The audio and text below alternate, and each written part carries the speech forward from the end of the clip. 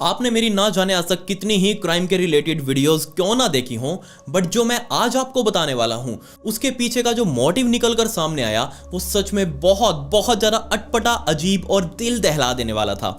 यकीनन आप भी सोच में पड़ जाएंगे कि क्या सच में ऐसा भी हो सकता है। मैं नहीं मानता, बट हाँ आपको मानना पड़ेगा। मैं भी ये मान रहा हूँ कि आप इस वीडियो को अभी लाइक करेंगे और साथ ही कमेंट्स में पिक में भी लिखेंगे, ताकि आने वाली वीडियो में मैं आप में से ही किसी एक को शाउट आउट दे दूँ। साथ ही मुझे आपसे एक बहुत ही अजीब सी बात करनी है, और वो ये कि मैंने बहुत सारे ऐसे कमेंट्स देखे जिसके अंदर लोग सबटाइटल से रिलेटेड अपनी प्रॉब्लम्स को जाहिर कर रहे थे। एक्चुअल में सबटाइटल्स के अंदर जो अजीब अजीब वर्ड्स लेके आते हैं वो मैं नहीं लिखता, वो सारे के सारे सबटाइटल यूट्यूब खुद ऑटो जनरेट करता है। मतलब ऑटोमेटिक है, वो मशीन वो काम कर रही है, मैं कोई काम नहीं कर रहा। हो सकता है मशीन से गलती हो रही हो, तो आप प्लीज़ उसको थोड़ा सा समझ जाइए कि मेरी गलती नहीं है उसमें, ना ही किसी और की गलती है, बस यूट्यूब की मशीन की गलती है। वो थोड़े गलत वर्ड्स पकड़ लेती है, तो आप इस चीज़ को प्लीज़ इग्नोर करिएगा। Let's dive in.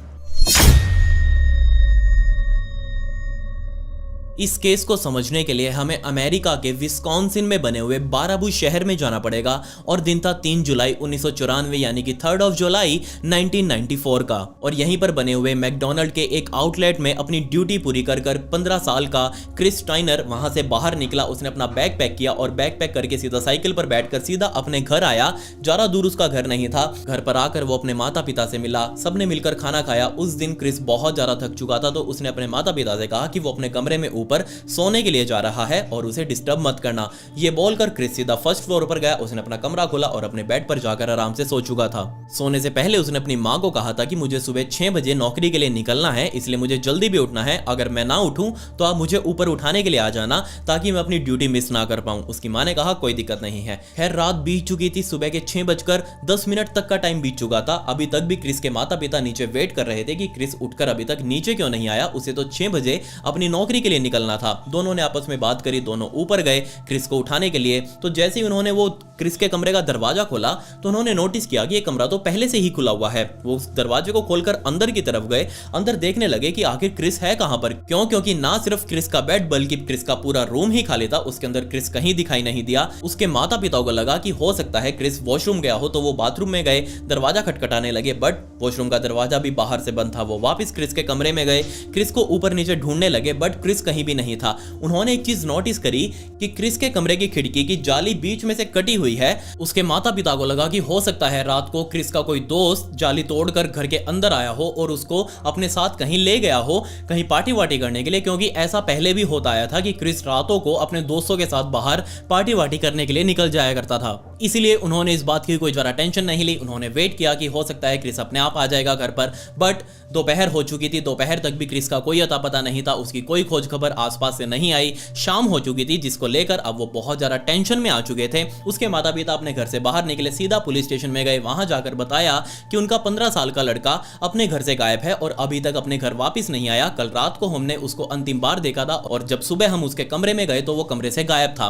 जिसके बाद पुलिस वाले उनके साथ अपनी गाड़ी लेकर सीधा इनके घर पहुंचे। ऊपर क्रिस के कमरे में गए, वहां जाकर देखने लगे कि आखिर क्रिस के साथ क्या हुआ होगा। पुलिस वालों को लग रहा था कि अगर क्रिस को धक्के से उठाकर लेकर गया होगा कोई, तो ऑब्वियसली वहां लड़ने के निशान होंगे, कोई तो वहां पर खरोच वगैरह मिलेगी, कोई तो सबूत मिलेगा जिससे क्रिस का पता लगाया जा सके। बट रूम एकदम प्रॉपर ओके, किसी ने उसके साथ कोई छेड़छाड़ नहीं करी। मतलब ये साफ था कि क्रिस जिसके साथ भी गया था वो अपनी मर्जी से गया था या फिर अकेला गया था। पुलिस ने आसपास के एरिया में क्रिस को ढूंढना शुरू किया, बट क्रिस की कोई जानकारी पुलिस वालों के हाथ नहीं लगी। उन्होंने हर जगह, हर पुलिस स्टेशन में क्रिस की फोटोज भिजवाई, बट कहीं भी क्रिस का कोई पता नहीं लग पा रहा था। एक दिन बीता, 2 दिन बीत चुके थे, अब बल्कि 1 हफ्ता बीत चुका था। अभी तक क्रिस के माता पिता को क्रिस का कोई पता नहीं लगा और ना ही पुलिस उसके बारे में कुछ पता लगा पाई। बट 10 जुलाई 1994 की सुबह सुबह 2 जेट स्कीयर जो वहीं विस्कॉन्सिन रिवर पर जेट स्की कर रहे थे, उनको इस नदी के किनारे पर एक लाश तैरती हुई दिखाई दी, जिसको देखकर वो बहुत ज्यादा डर गए। वो सीधा किनारे पर गए, किनारे पर जाकर उस लाश को देखने लगे। वो तुरंत वहां से भागकर सीधा पुलिस स्टेशन गए। पुलिस वालों को बताया कि नदी के किनारे पर एक लाश पड़ी है। पुलिस वाले आए, उन्होंने लाश को अपने कब्जे में लिया, उसकी शक्ल मैच करने लगे।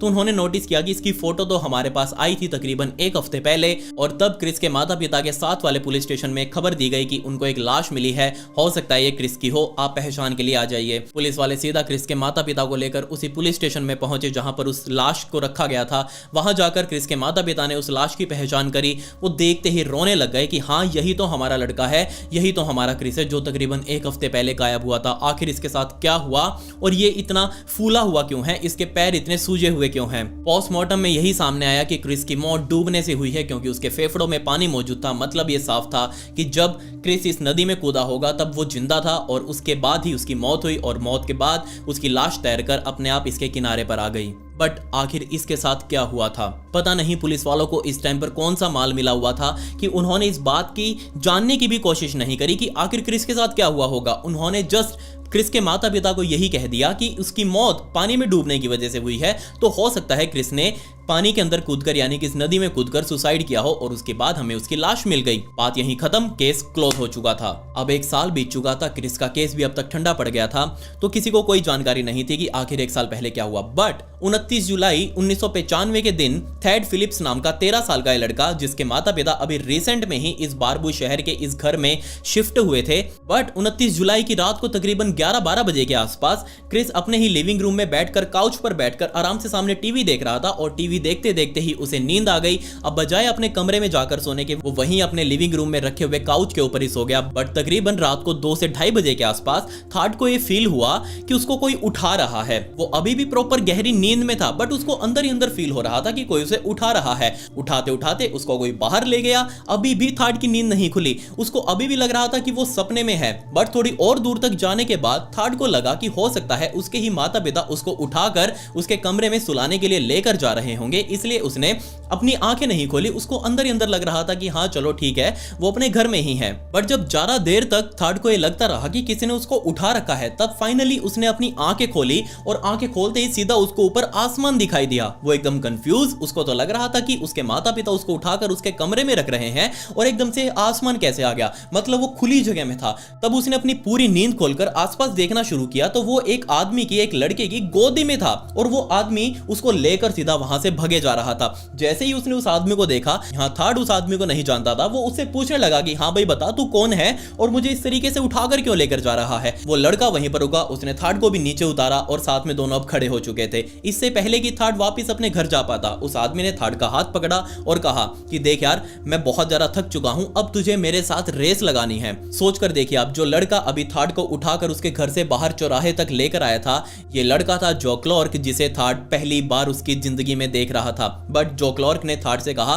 कि मैं बहुत ज्यादा थक चुका हूं, तेरा घर जाने का तो मतलब ही नहीं है वापस, तुझे मेरे साथ मेरे घर तक रेस लगानी पड़ेगी, मेरे साथ भागना पड़ेगा। अब आप सोच कर देखिए, भगवान ना करे आपको कोई ऐसे उठाकर सीधा बाहर की तरफ लेकर जाए और आपको कहे कि चल मेरे साथ भाग, और उस आदमी को आप जानते भी ना हो, तो क्या आप उसके साथ भागेंगे? ऑब्वियसली आप उसको मना कर देंगे। बट पता नहीं क्यों थर्ड यहां पर बहुत ज्यादा डर चुका था, इसलिए भी कि ये व्यक्ति उसे उठाकर यहां लेकर आया, उसके घर में घुसने की उसने हिम्मत करी है तो ये कुछ भी कर सकता है। बट पता नहीं किस रीजन की वजह से थर्ड ने उसके साथ भागने का भी फैसला ले लिया। उसने हाँ बोल दिया इस चीज को और वो पूरे 1 मील दूर तक, सोच कर देखिए 1.5 किलोमीटर दूरी तक दोनों भागते हुए इस जो क्लॉर्क के घर तक पहुंचे। जैसे ये दोनों यहां पर पहुंचे, दोनों बहुत ज्यादा थक चुके थे भाग भाग कर। जो ने थोड़ा सा नीचे झुककर लंबी लंबी सांसें भरी और बाद में अपने घर के मेन दरवाजे तक गया, उसका लॉक खोला, अंदर गया, थर्ड को भी अंदर बुलाया, थर्ड भी अंदर गया और अंदर जाकर थर्ड ने नोटिस किया कि ये घर तो एक अजीब ही बीमारी है। क्यों? क्योंकि हम आमतौर पर अपने घर को साफ सुथरा रखते हैं, बट यहाँ पर साफ सफाई नाम की कोई भी चीज मौजूद नहीं थी।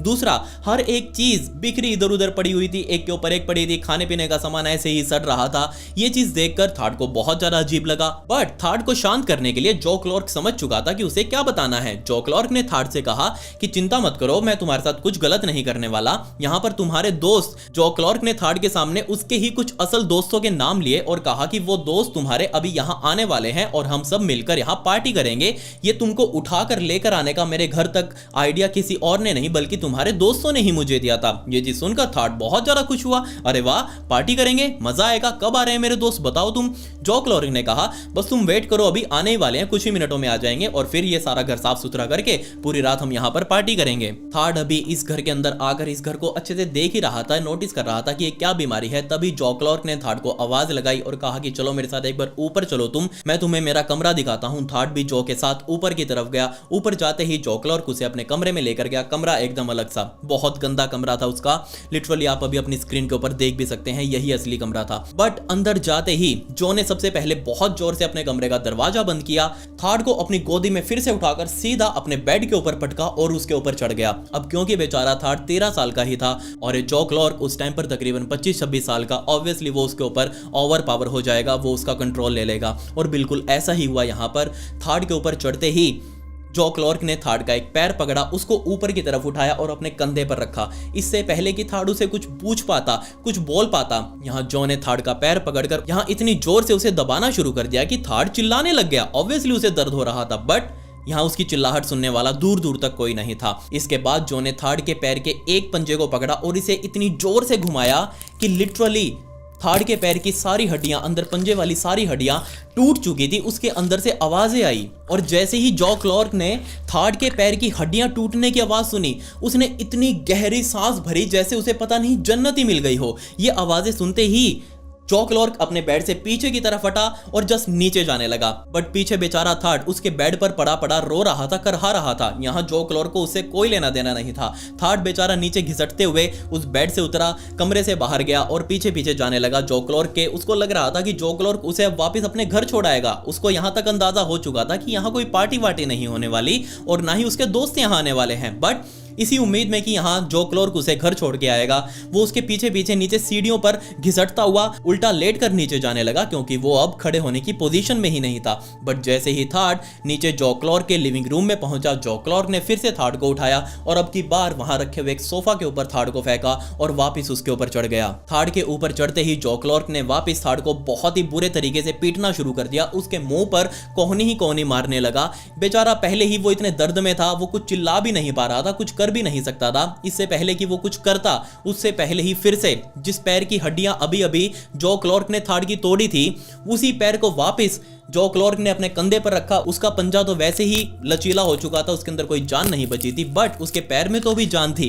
यहाँ जॉ क्लॉर्क ने थार्ड के पैर को अपने कंधे पर रखा और उसके नीचे से सिर को पकड़कर इतनी जोर से दबाया कि थार्ड के कूल्हे की हड्डियां अब टूट चुकी थी। फिर से अंदर से हड्डियां टूटने की आवाज आई। ये हड्डियां टूटने की आवाजें सुनते ही जॉ क्लॉर्क फिर से पीछे की तरफ हटा और ऐसी सांसें भरने लगा जैसे बिल्कुल उसे जन्नत मिल गई हो, उसे और कुछ नहीं चाहिए। उसने वहीं पर थार्ड को वापस छोड़ा और जस्ट साइड में बैठ गया। कुछ देर तक थार्ड को इसी तरीके से देखने के बाद फिर से जॉ क्लॉर्क ने थार्ड को उठाया और वापस ऊपर अपने कमरे में लेकर गया, उसे वापस अपने बेड पर फेंका और पूरी रात उसके ऊपर टॉर्चर किया। मुझे नहीं पता कि आप में से कभी किसी का पैर टूटा या नहीं टूटा, भगवान करे कभी टूटे भी ना। अगर कभी गलती से टूटा है बचपन में तो आपको उस दर्द का अंदाजा होगा, लिटरली अंदाजा होगा, जो इस टाइम पर बेचारा थार्ड फील कर रहा था इस अजीब से आदमी की वजह से, इस अजीब से लड़के की वजह से। बट सुबह होते ही ये जो पूरी रात तक टॉर्चर करने के बाद थार्ड के ऊपर वापस चढ़ा और अब की बार उसका दूसरा पैर उसने वापस अपने कंधे पर रखा, फिर से थार्ड की गर्दन को हाथ में लिया और इतनी जोर से दबाया कि अब की बार बेचारे थार्ड के दूसरे कूल्हे की हड्डियां टूट चुकी थी। उसके अंदर से फिर से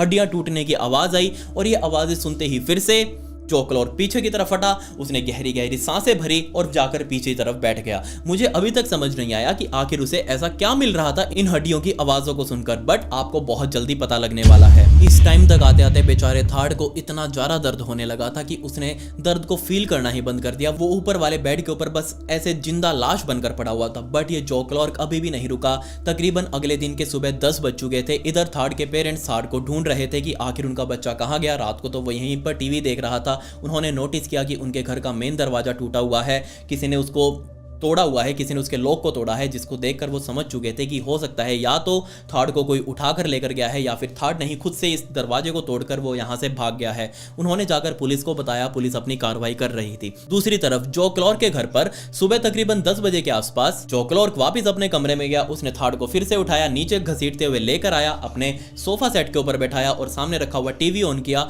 और दोनों लिटरली इस टाइम तक टीवी देखने लगे। दोनों उस टीवी को देख देख कर हंस रहे थे और ऐसा इसलिए क्योंकि जॉ क्लॉर्क ने थार्ड को कहा कि मुझे टीवी शो देखना पसंद है और तुम मेरे साथ मेरे दोस्त बनकर ये टीवी शो देखोगे और मेरे साथ हंसोगे भी। बेचारे थार्ड को मजबूरन इतने दर्द में होते हुए भी उसके साथ टीवी देखना पड़ रहा था और ना सिर्फ टीवी देखना पड़ रहा था बल्कि धक्के से हंसना भी पड़ रहा था। थार्ड की इस बनावटी हंसी को देख जॉ को भी थोड़ी सी दया आई। उसने अपने ही साइड में रखे हुए एक बॉक्स को निकाला। उस बॉक्स के अंदर बहुत सारी सफेद रंग की जुराबें मौजूद थी। उसने जुराबों को एक एक करके उठाना शुरू किया। हर एक जुराब को उसने थार्ड के हर एक पैर के ऊपर बांधना शुरू शुरू किया ताकि थार्ड के अंदर जो इंटरनल ब्लीडिंग शुरू हुई है वो इंटरनल ब्लीडिंग थोड़ी सी कम हो जाए। जॉ क्लॉर्क ने थार्ड के सामने अपना एक ऐसा भयंकर सीक्रेट रखा जो लिटरली पूरी दुनिया को, जिसने केस के बारे में जाना, उन सभी को हिला कर रख दिया। जी हाँ, थार्ड जब ये टीवी देख रहा था जॉ क्लॉर्क के साथ, तब जॉ क्लॉर्क अपने बारे में थार्ड को बताने लगा कि मैंने कैसे बहुत सारे ऐसे तुम जैसे लड़कों के साथ ये सब कुछ किया है, तुम पहले नहीं हो, बिल्कुल भी टेंशन मत लो, मैं तुम्हारे साथ कुछ और गलत नहीं करूंगा। तब यहाँ थार्ड ने जो से पूछा कि तुम ऐसा आखिर करते क्यों हो, क्या दिक्कत है। यहाँ जॉ क्लॉर्क ने बताया कि मुझे बस ये हड्डियां टूटने की आवाज सुनना बहुत ज्यादा पसंद है, इससे मुझे कुछ और नहीं बल्कि सेक्सुअल ऑर्गेज्म मिलता है। सोच कर देखिए आप, यहाँ ये थार्ड को क्या बोल रहा था जॉ क्लॉर्क। जॉ क्लॉर्क ने थार्ड को बताया कि जब जब मैंने तुम्हारी हड्डियां तोड़ी हैं और जैसे ही मुझे वो हड्डियां तोड़ने की आवाज सुनी, उसी टाइम पर मेरा स्पर्म रिलीज हुआ, उसी टाइम पर मुझे ऑर्गेज्म मिला। ये बात सुनते ही थार्ड इतना ज्यादा हैरान, क्योंकि ये सब कुछ उसके लिए बहुत ज्यादा नया था, उसने ऐसा कभी पहले नहीं सुना था। और लिटरली मैं भी इस बात को यकीन से कह सकता हूं, आपने कभी ऐसी चीज के बारे में नहीं सुना होगा। मैंने एक वीडियो बनाई थी, ऐसे ही एक और आदमी भी था जिसको ट्रेन का एक्सीडेंट देखकर इस तरीके से ऑर्गेज्म होता था। मैंने वो वीडियो बनाई है, अगर आपने नहीं देखी है तो आप जाकर देखिए। और यहां पर ये आदमी है जॉ क्लॉर्क, जिसे हड्डियां टूटने से जो आवाज पैदा होती है, उस आवाज को सुनकर ऑर्गेज्म मिल रहा था। इतनी ही देर में थार्ड, जो अभी तक जो से उसके बारे में सब कुछ जानने की कोशिश कर रहा था, तभी जो का रूप फिर से बदला, जो अभी तक उसके साथ प्यार से पेश आ रहा था, बट फिर से जो उसके ऊपर चढ़ा और वापस जो के मुंह के ऊपर तकिया रख के उसे इतने गंदे तरीके से पीटने लगा। लिटरली उसके सिर्फ हड्डियों के ऊपर वो वार कर रहा था, उसको जस्ट वो हड्डियां टूटने की आवाज सुननी थी। अब पैरों की तो हड्डियां बची नहीं थी जो वो इजीली तोड़ पाए, अब पूरे शरीर की हड्डियां उसके लिए टारगेट थी। यहां जो ने हड्डियां तोड़ते तोड़ते थार्ड को बताया कि मैंने मेरी खुद की भी हड्डियां तोड़ने की कोशिश की है, बट मुझे इतना ज्यादा दर्द होता है मेरी हड्डियां तोड़ने में कि मैं वो काम कर ही नहीं पाता, इसलिए मैं ये काम तुम्हारे साथ कर रहा हूं। खैर, ये सब मार पिटाई करने के बाद जो को अभी कुछ काम से घर से बाहर जाना था, उसने वापस थार्ड को पकड़ा, वापस घसीटते हुए सीढ़ियां चढ़ते हुए ऊपर अपने कमरे में लेकर गया। थार्ड को अपने बिस्तर के ऊपर फेंका, गेट को जस्ट डाला, नीचे की तरफ आया और अपने घर का दरवाजा बाहर से बंद करके बाहर निकल चुका था। यहाँ जो को लग रहा था कि थार्ड के दोनों पैर टूटे हुए हैं, वो वैसे भी चलने फिरने में तो सक्षम हो नहीं पाएगा, तो वो ऊपर ही रहेगा, उसके लिए कोई दिक्कत नहीं है। बट पीछे चमत्कारिक रूप से थार्ड ने अपने अंदर इतनी हिम्मत जुटाई, दोनों पैर उसके टूटे हुए थे, बिल्कुल ऐसे हिल रहे थे, इतने लचीले हो चुके थे जैसे उनके अंदर कोई हड्डी नाम की चीज ही ना हो। खैर, इतनी हिम्मत जुटाकर थार्ड घिसटते हुए बेड से नीचे उतरा, आगे दरवाजे तक गया, दरवाजे को किसी तरीके से खोला, सामने सीढ़ी थी, सीढ़ियों के ऊपर वो चलने की तो बात ही छोड़ दीजिए, चल तो वैसे ही नहीं सकता था, तो वैसे ही नीचे हाथों के सहारे घिसटता हुआ वो नीचे की तरफ गया, बट एक सीढ़ी के ऊपर जाकर उसका बैलेंस बिगड़ा। ऑब्वियसली उसके हाथों में भी बहुत ज्यादा दर्द था, तो वो फिसलते हुए सीधा सीढ़ियों से नीचे जाकर गिरा और नीचे जाते ही वो बेहोश हो चुका था। अभी तक भी थार्ड के शरीर में ऑब्वियसली जान तो थी, बट वो बेहोशी की हालत में जा चुका था। खैर, थोड़ी ही देर बाद जो वापस अपने घर में आया, उसने दरवाजा खोला और सामने जब सीढ़ियों के पास जाकर देखा कि थार्ड ने घर से बाहर जाने की कोशिश करी है, जो को बहुत ज्यादा गुस्सा आया। उसने थार्ड को उसकी छाती से पकड़कर उठाया, सीधा अपने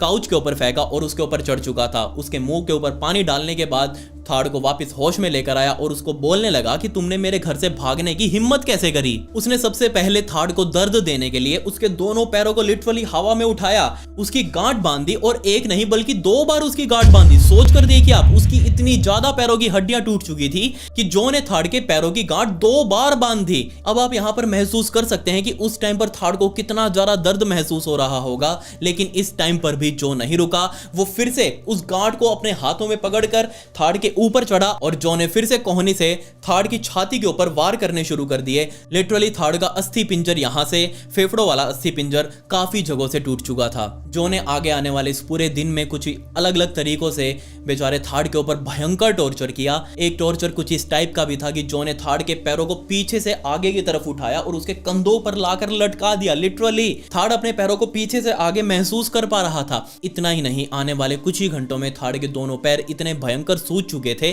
कि अंदर वो अपनी हड्डियों को भी फील कर पा रहा था और इतने ज्यादा सूज चुके थे, उसके सारे पैर पीले पड़ चुके थे, अंदर खून का नाम और निशान मौजूद नहीं था। पता नहीं उसका सारा खून आखिर जा कहां रहा था। 30 जुलाई की रात आ चुकी थी। अब फिर से जो क्लॉर्क को अपने कुछ काम से घर से बाहर जाना था, बट उसे फिर से डर था कि कहीं वो बाहर जाए और जो क्लॉर्क फिर से हिम्मत मारकर कहीं घर से बाहर ना निकल जाए, इसलिए उसने इस बार पुख्ता इंतजाम करने शुरू कर दिए। उसने अपने ऊपर बेडरूम वाले कमरे में रखी हुई एक अलमारी को अपने कमरे से बाहर निकाला, क्योंकि उसे लग रहा था कि बेडरूम में जो दरवाजा है वो इतना काम का नहीं है, वो बेडरूम में तो लॉक नहीं कर सकता थार्ड को। इसलिए जो ने उस अलमारी को अपने कमरे से बाहर निकाला, थार्ड को नीचे से उठाकर ऊपर घसीटते हुए लेकर आया। उसने अपने अलमारी का सारा सामान खाली करा, थार्ड को उस अलमारी में रखा और अलमारी को बाहर से बंद कर दिया।